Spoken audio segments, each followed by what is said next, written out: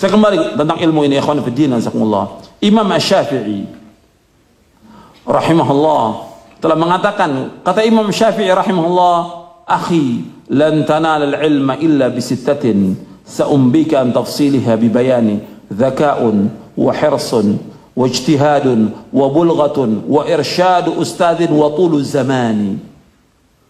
Kata Imam Syafi'i, wahai saudaraku, engkau tidak akan dapat ilmu kecuali dengan 6 perkara, kata Imam Syafi'i. Engkau tidak akan dapat ilmu kecuali dengan 6 perkara. Zaka, itu ada kepandaian. Yang kedua, hirs, ada kemauan yang keras, ada kesungguhan kita dalam belajar ini. Tidak boleh kita menuntut ilmu itu seperti yang tadi saya sebutkan, ya, bermalas-malasan. Sungguh-sungguh, hirs, ada kemauan yang keras. Kemudian yang ketiga, ijtihad, bersungguh-sungguh. Yang keempat, bulghah, ada bekal.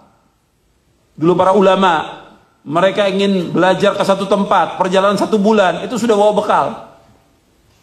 Ya, makanan, segala macam, tinta, karena dulu tidak ada ballpoint seperti ini. Jadi mereka harus isi tinta, sudah dibawa dengan ontaknya. Makanan untuk 1 bulan perjalanan. Jadi kurma, gandum, dan yang dibawa dengan ontanya. Bulghah, harus ada bekal. Dia sudah tinggalkan untuk istrinya dan anaknya, memberikan nafkah, kemudian dalam perjalanan pun dia sudah siapkan untuk belajar, sungguh-sungguh. Bulghah, ada bekal. Kemudian yang kelima, irsyadu ustadz, ada bimbingan ustadz. Mesti ada pengarahan dari ustadz, nggak bisa kita belajar dengan sendiri. Harus ada pengarahan dari ustadz. Kemudian watul zaman, lama waktunya, panjang waktunya.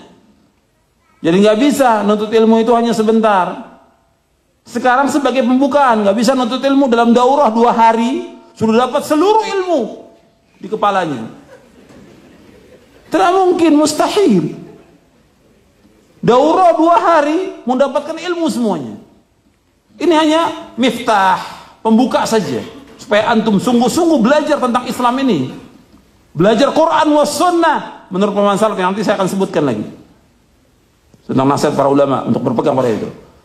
Jadi daurah ini hanya pembuka supaya kita betul-betul belajar sungguh-sungguh. Setelah itu kita belajar terus, muwasalah talabul ilm, tidak boleh berhenti sampai kita diwafatkan oleh Allah. Makanya dikatakan oleh seseorang kepada Imam Ahmad dan Abdullah bin Mubarak, sampai kapan kita nuntut ilmu? Ila an nadkhulal qabra. Dan berkata yang lain, ilal mamat. Sampai kapan kita nuntut ilmu? Sampai kita masuk ke liang kubur. Sampai kapan kita nuntut ilmu? Sampai kita mati. Pernah ada seorang umurnya sudah 80 tahun ditanya kepada Imam Ahmad, wahai Imam Ahmad, apakah orang ini patut untuk nuntut ilmu? Kalau dia patut untuk hidup, maka dia patut untuk nuntut ilmu. Kalau dia masih pantas untuk hidup, dia harus nuntut ilmu. Hatta 80 tahun umurnya, wajib talabul ilmi.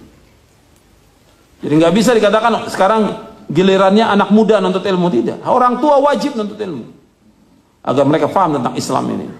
Ini yang, dan nuntut ilmu, ikhwan fillah, jazakumullah, itu bertahap, berjenjang. Saya bawakan dalam buku saya Menuntut Ilmu Jamu Surga, mulai dari kitab-kitab tauhid, Ushul Tsalatsa, Kitab Tauhid, Fathul Majid, Syarah Aqidah Wasithiyah, kemudian Syarah Aqidah Tahawiyah, kemudian Syarh Sunnah dari Imam Al-Barbahari, Ushul Sunnah dari Imam Ahmad bin Hanbal, dan yang lainnya. Belajar itu akidah.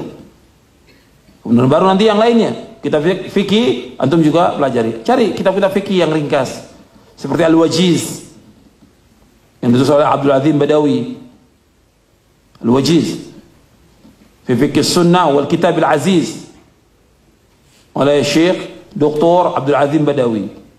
Itu pelajari ringkas. Atau mau lebih luas sendiri, Al-Mawsu' Al-Fiqhi Al-Muyassara oleh Syekh Husain Awaisyah, 6 jilid. Tapi kalau ini Al-Wajiz 1 jilid.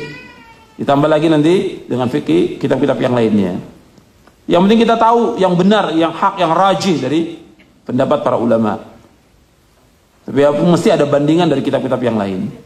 Ini pelajari, ilmu ini pelajari. Bukannya kita nggak mau belajar tentang fikih tetap kita pelajari. Tapi yang awal apa? Yaitu apa? Kitab-kitab akidah. Kemudian kita fikih. Dan kita harus betul-betul memahami Islam ini betul, faham. Dan kita kalau diinginkan kebaikan oleh Allah, kita harus paham tentang agama ini. Nabi bersabda dalam hadis yang sahih yang diriwayatkan oleh Imam Bukhari dan Muslim dari sahabat Muawiyah radhiyallahu an, Nabi bersabda, "Man yuridillahu bi khairan yufaqihu fid din." Barang siapa yang diinginkan oleh Allah kebaikan padanya, diberikan pemahaman di tentang agama. Barang siapa yang diinginkan oleh Allah bahwa dia baik, menjadi orang yang baik, diberikan dia pemahaman tentang agama. Ini yang kedua, yaitu kita harus terlalu ilmi dan harus betul paham dan tahu adab-adabnya untuk